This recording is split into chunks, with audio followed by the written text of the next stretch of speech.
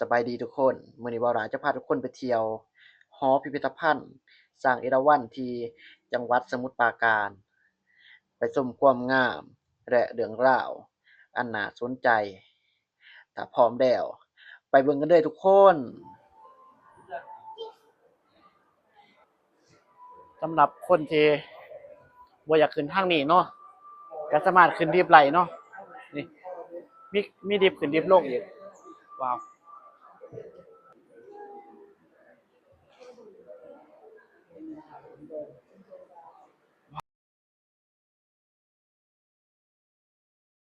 อันนี้ก็จะเป็นบรรยากาศรอบๆเมือง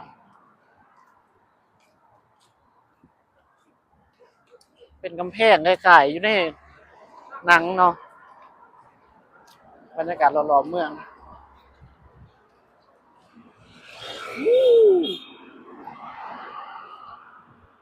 ยิ่งใหญ่อลังการ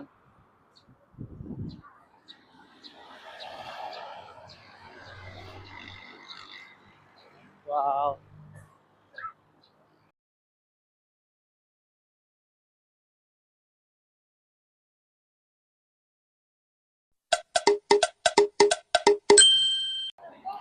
สบายดีทุกคน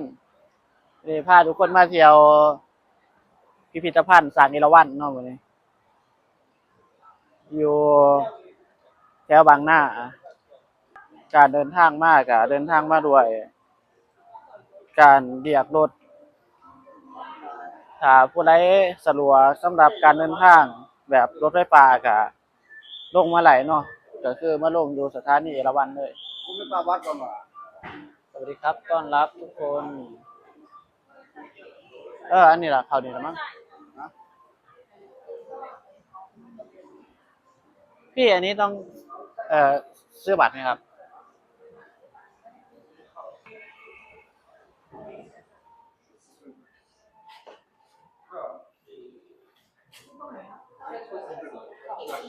1 คนครับ1 คนนะคะครับbaru baru baru baru masih mute aja di situ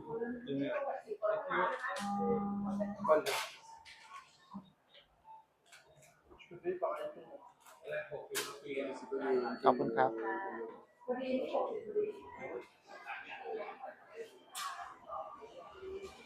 ค่าซื้อตั๋วเข้าชมก็คนละ250เนาะบ่ว่าจะเป็นคนลาวคนต่างชาติก็ราคาเดียวกันทุกคนอยู่ข้างๆก็มีเป็นร้านขายน้ำร้านขายกับข้าวบางคนก็แต่งชุดไทยมาเนาะ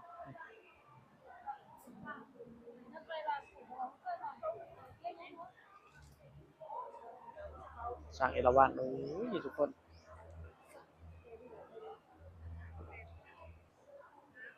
ใหญ่ขนาดเนาะทั้งใหญ่ทั้งสูงเลย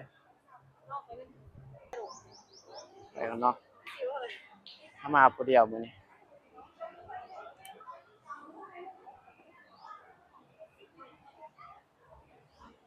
ว้าว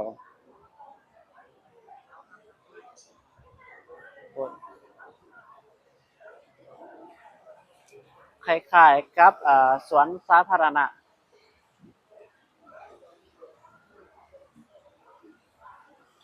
บ่เคยมาบ่อนนี่ก็เป็นบ่อนจุดตรวจบัตรเนาะก็คือจุดตรวจตั๋วที่เราซื้อ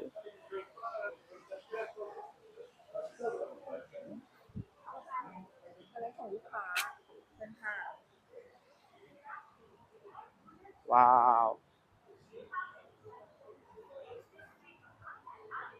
โอ้ my god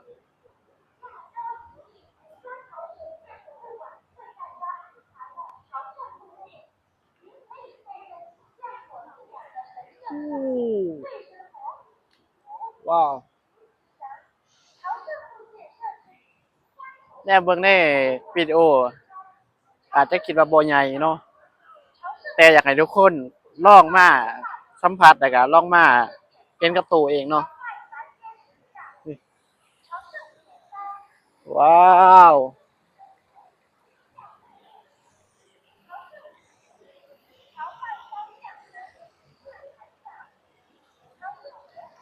ว้าว อันนี้ก็แม่นจุดที่เขามาขอพรเนาะวันนี้นี่คือจุดบนคนมาขอพรคนใดมาขอหวยขอเบอร์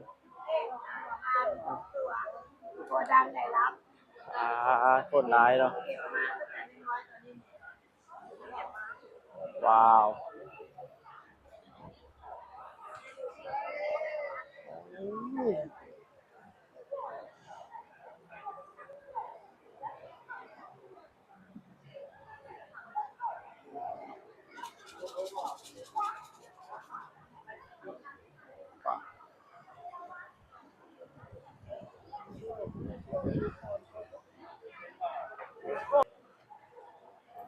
ไปเนาะทุกคน ตอนนี้เฮากับสิพาทุกคนเข้าไปส้มบรรยากาศข้างในกันเนาะว่าเป็นแนวไรลองเข้าไปเบิ่งก่อนเข้าไปส้มบรรยากาศอยู่ข้างในกันทุกคนอ๋อเพิ่นนี่บอลให้ถอดรองเท้าไว้ก่อนเนาะห้ามใส่รองเท้าเข้าไปข้างในต้องถอดไว้ข้างนอกทุกคนนี่ว้าวเป็นครั้งแรกพักก็อยู่บ่ไกลเนาะพักอยู่ใกล้ๆแถวนี้ล่ะแต่ว่าบ่เคยมาจักเทื่อ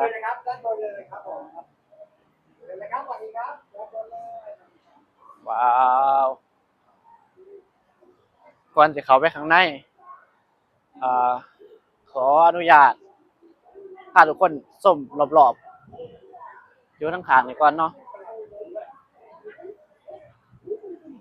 ว้าว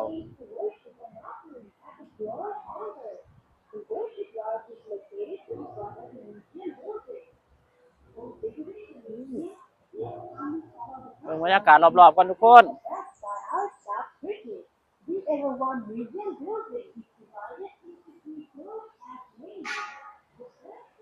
ถ้าใครมีเวลาหลายก็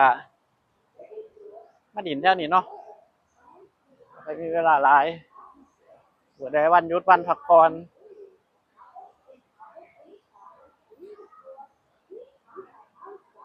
แต่ว่าคล้ายๆสวนสาธารณะคล้ายๆสวนสาธารณะเนาะแต่ว่าอาจจะบ่กว้างบ่ใหญ่ปานใด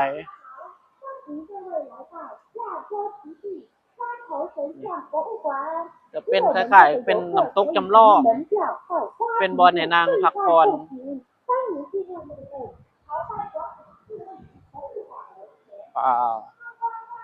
ตอนนี้เราก็ย่างรอบพญานาคเอราวัณเนาะสิพาทุกคนเข้าไปชมบรรยากาศอยู่ข้างในว้าว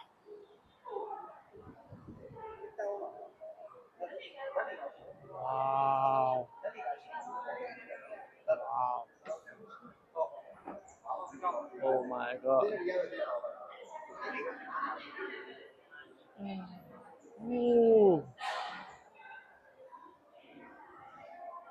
เป็นงานละเอียดงานแกะสลักว้าว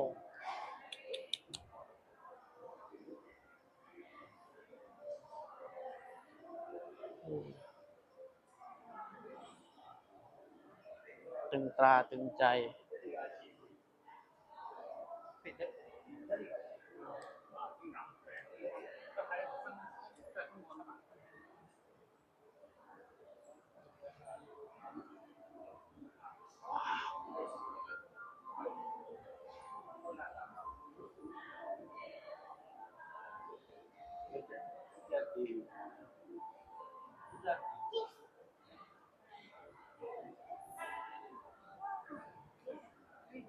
ไปขึ้นข้างบนไป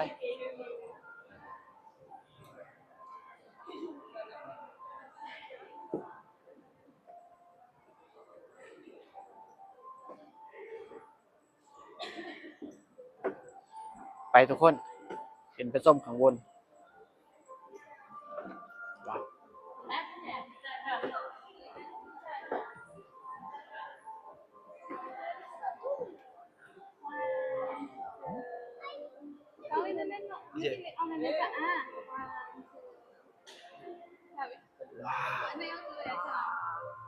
โอ้ my god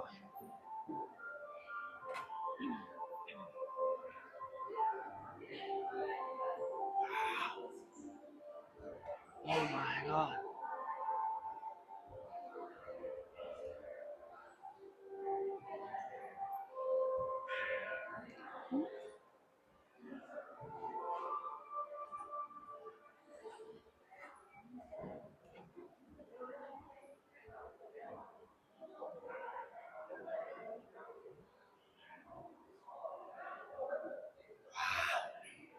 เฮ้ยขึ้นมาข้างบนยังสิมี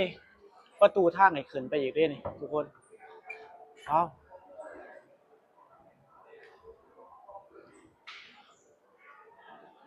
มัน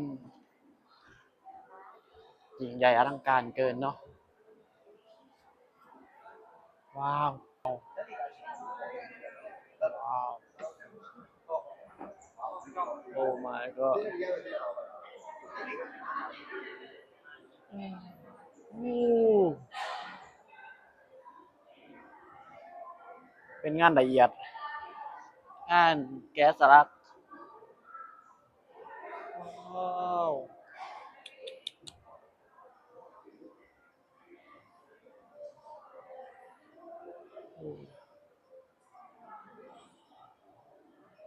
ตึงตราตึงใจ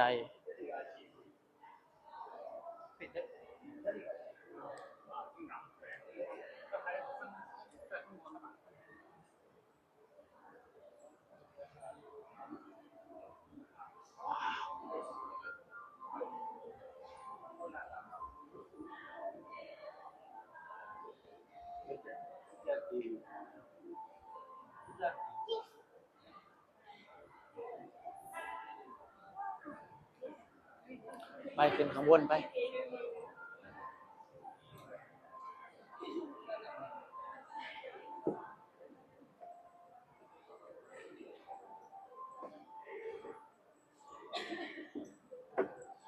ไปทุกคนขึ้นไปส้มข้างบนว้าว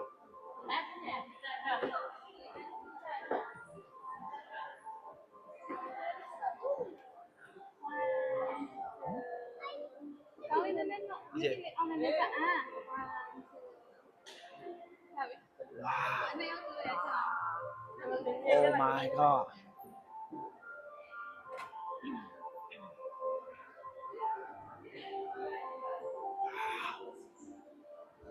โอ้ my god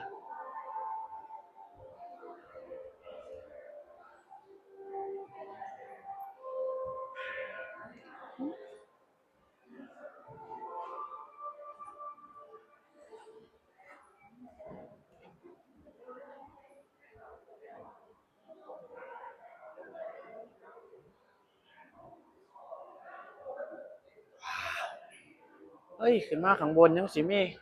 ประตูทางให้ขึ้นไปอีกเด้นี่ทุกคนว้าว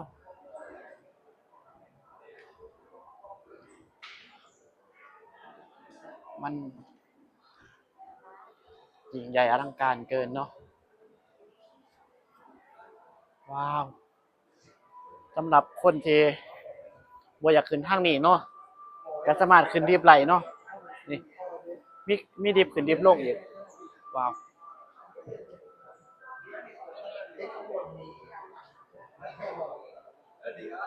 แต่ว่าเฮาสิบ่ขึ้นลิฟต์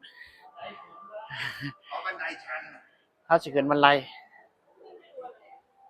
ก็ขึ้นไปดู ว้าว ก็แม่มาแล้วก็ดูให้หมด เฮาสิขึ้นเดินทางขึ้นโดยบันไดมันจะได้ฟีลกว่า ไม่ได้ร้อน ว้าว เออ ตามบันไดก็สิมี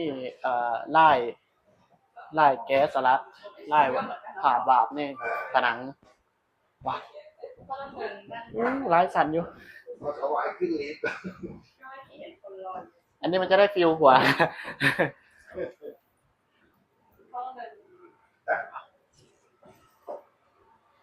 ว้าว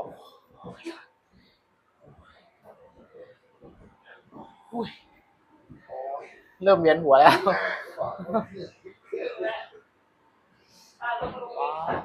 ฮ้ยข้างบนมีแอร์เลยว่ะ ที่หน้าขอสูงนะ ว้าวขึ้นมาขึ้นมาหลายสันเดียวว้าวพี่นิวเยียร์สวัสดีปีใหม่ครับว้าวสำหรับคนที่บ่อยากขึ้นทางนี้เนาะก็สามารถขึ้นดิฟไหลเนาะนี่มีดิฟขึ้นดิฟลงอีกว้าว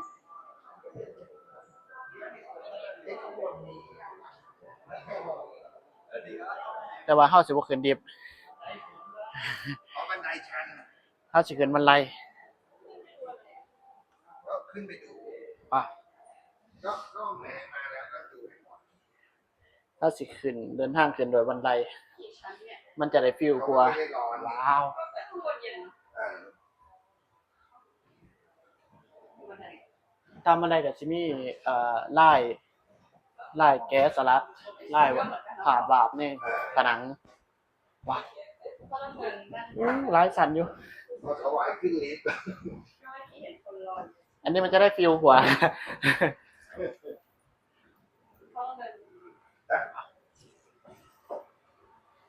ว้าวอุ้ยเริ่มเวียนหัวแล้ว ว้าวเฮ้ยข้างบนมีแอร์เลยว่ะ ที่หน้าขอสูงนะ ว้าวขึ้นมาขึ้นมาหลายสันเดียวว้าวพี่นิวเยียร์สวัสดีปีใหม่ครับว้าว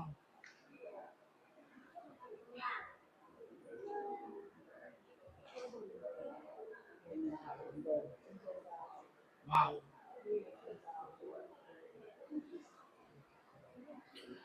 ขึ้นมาข้างบนกะโอ้รู้สึกอ่ารู้สึกหายใจแบบหายใจบ่ทั่วท้องเนาะขึ้นมาว้าวอาจจะเป็นด้วยความสูงแต่ก็เป็นด้วยห้องที่แบบบ่มีอากาศเนาะบ่มีส่องลมระบายอากาศคนก็หลายว้าว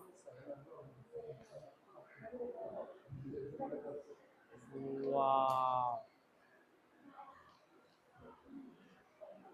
นายเนาะนายเสือศาสตร์มาอยู่นี่เนาะ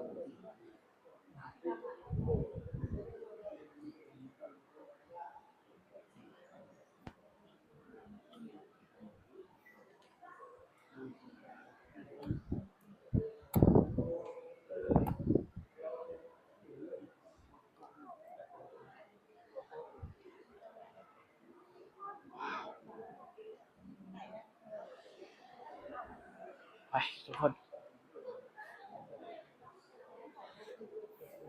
พาทุกคนกลับลงไปข้างล่างคือเก่า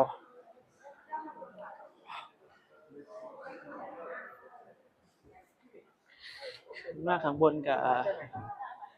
มากราบสักการะบูชาเนาะ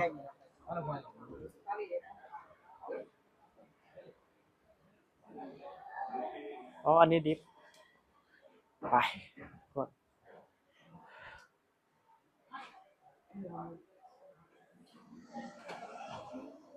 เอาสิลงดิฟดีกว่าบ่ไหว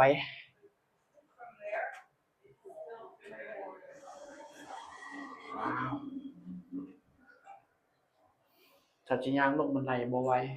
ขึ้นมาก็ปวดหัวแล้วเนาะอากาศหายใจอยู่ข้างบนก็ค่อนข้างแบบน้อยบ่ค่อยมีอากาศหายใจ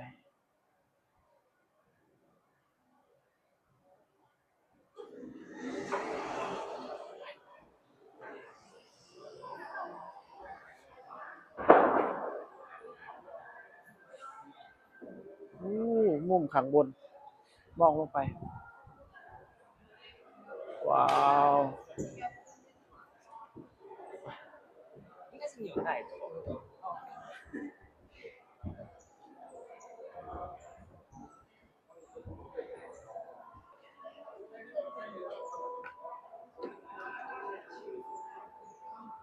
ไปทุกคน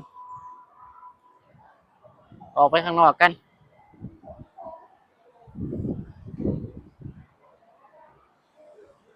ว้าว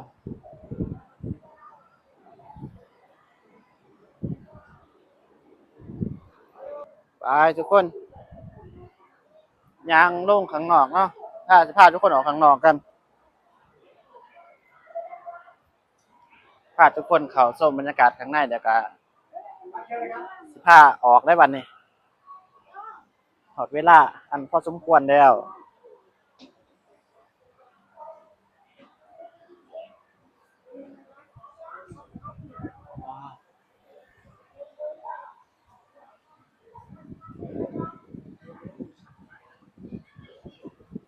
ได้มาครั้งแรกแล้วเนาะรับรองต้องมีครั้งที่สองครั้งต่อไปต้องมาแน่นอน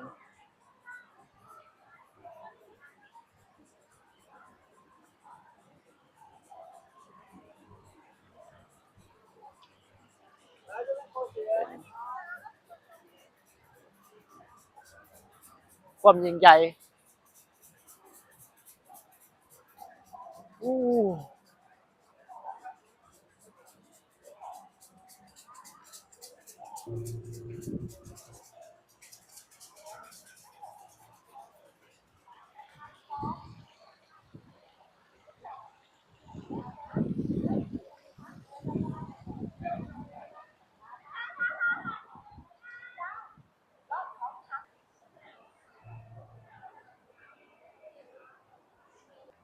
ตอนนี้เขาก็